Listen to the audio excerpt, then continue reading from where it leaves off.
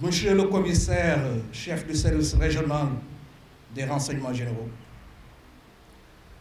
Monsieur le commandant de zone militaire numéro 7, Monsieur le commandant de Légion centre-ouest de la gendarmerie, Monsieur le commandant du groupement d'incendie et de secours numéro 2 de sapeurs-pompiers, commissaire commandant les groupes opérationnels, autres commissaires, officiers de police, sous-officiers de police, agents de police et policiers adjoints volontaires, distingués invités en vos rangs et qualités.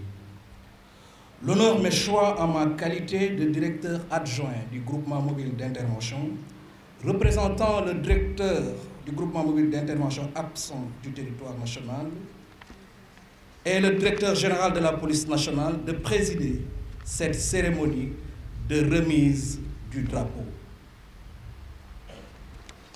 Tout d'abord, permettez-moi de vous souhaiter à tous la bienvenue à cette tradition solennelle solidement ancrée dans nos mœurs, consistant à remettre le drapeau national à la 5e rotation de l'unité de police constituée sénégalaise, la CNFPIFRO, avant son départ imminent pour la mission de l'Organisation des Nations Unies pour la stabilisation en République démocratique du Congo, la MONUSCO. Vous êtes visiblement nombreux à avoir accepté notre invitation afin de donner à cet événement toute sa solennité.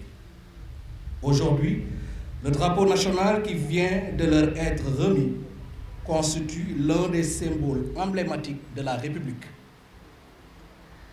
Aussi, permettez-moi de m'adresser particulièrement à l'unité.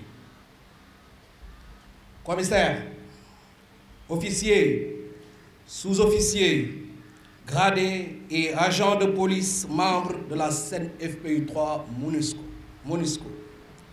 En recevant cet étendard, vous avez accepté la charge sacrée de représenter non seulement la police nationale, mais la République du Sénégal tout entière, sur un théâtre d'opération exigeant et complexe. La situation sur le terrain s'est dramatiquement détériorée depuis le début de l'année 2025. L'offensive du groupe armé M23 a conduit à l'occupation successive de Goma en janvier, puis de Bukavu en février. Cette étape a marqué un nouveau pic de violence dans ce conflit qui oppose les FARC et leurs alliés à plusieurs groupes armés non étatiques. Les conséquences humanitaires sont préoccupantes. Des milliers de personnes ont perdu la vie, tandis que des milliers d'autres se sont déplacés. C'est pourquoi je vous exhorte à plus de vigilance, de discipline, de fermeté, d'intégrité et d'honnêteté dans l'exécution des missions à vous assignées, conformément aux normes des Nations Unies, aux lois et règlements de la police nationale et dans le respect strict du mandat et des coutumes locales. Vous avez été rigoureusement préparés pour faire face aux défis qui ne manqueront de se dresser sur votre chemin. Pour rappel, vous avez été soumis à une formation qui s'est déroulée en 2 phases. Une première phase sur 2 semaines, destinée au personnel de commandement avec 29 modules, visant le renforcement des capacités en leadership, en management et en conduite des opérations de paix. Une deuxième phase sur 6 semaines destinée à l'ensemble de l'unité. Celle-ci a porté sur la préparation opérationnelle avant déploiement, les compétences spécialisées, les tactiques et techniques policières, l'intervention tactique, la protection des hautes personnalités, la sécurité des convois, ainsi que le maintien et rétablissement de l'ordre public.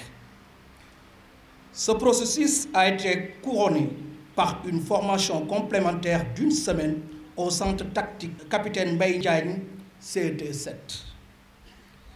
La qualité du travail accompli a été validée par les évaluateurs onusiens au terme de l'évaluation FPAT. Vous avez tous démontré un niveau satisfaisant de préparation opérationnelle. Commissaires, officiers, sous-officiers, gradés et agents de police membres de la CNFPU3 MONUSCO, vos missions sont claires. Contribuer à la protection des civils dans un environnement instable. Soutenir les efforts de la MONUSCO pour la stabilisation et le rétablissement de l'autorité de l'État en République démocratique du Congo. Être des modèles par votre professionnalisme, votre discipline et votre respect scrupuleux du code de conduite et des règles d'engagement des Nations Unies, en particulier la tolérance zéro envers toute forme d'exploitation et d'abus sexuels. Le maintien de la paix est une œuvre noble. Il exige courage, résilience et une humanité exemplaire. En tant que policier, vous êtes les premiers garants de l'ordre public, mais aussi de la dignité humaine. N'oubliez jamais que chaque action que vous poserez sera observée et jugée, engageant l'honneur de notre corps et de notre patrie. Monsieur le directeur général de la police nationale me charge de vous transmettre sa pleine confiance et son soutien indéfectible. Il sait la valeur de chacun d'entre vous. Il vous demande de rester unis, car la réussite de cette mission ne se mesure pas à l'aune de la taille du contingent, mais plutôt à la cohésion de l'unité, qui sera votre force principale. Face aux défis, le sens du devoir et l'esprit d'équipe doivent prévaloir. Je ne saurais terminer mes propos sans remercier le directeur du budget et des matériels qui a mis le contingent dans d'excellentes conditions opérationnelles. Honorables invités, encore merci pour votre présence si nombreuse. Je prie le Tout-Puissant d'accompagner la 5e rotation de la CNFPU3 durant sa mission et jusqu'à son retour sain et sauf auprès de leur famille, la tête haute, auréolée d'un succès, d'une mission bien accomplie avec honneur et dignité, dans l'honneur au service de la loi.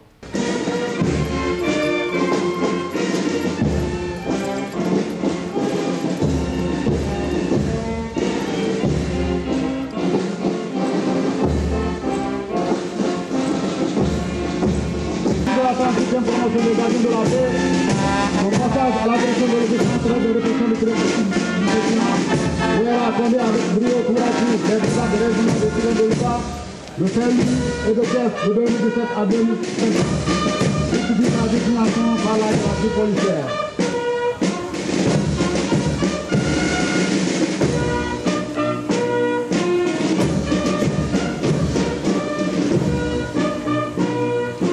La deuxième section est commandée par le lieutenant Sarata Seli, spécialiste des enquêtes de police. Elle a servi à la direction de la police judiciaire, précisément à la DIG et à la DSR.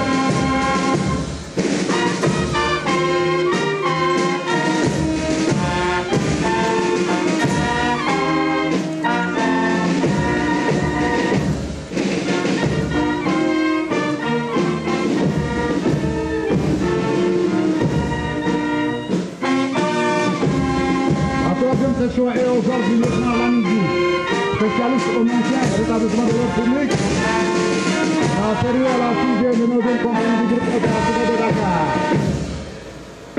La première, la 2 et la 3 sont toutes des sections opérationnelles. Elles sont préparées et maintenant aptes à exécuter les missions dévolues dans le cadre des opérations de maintien de la paix des Nations Unies, conformément au mandat de la MONUSCO.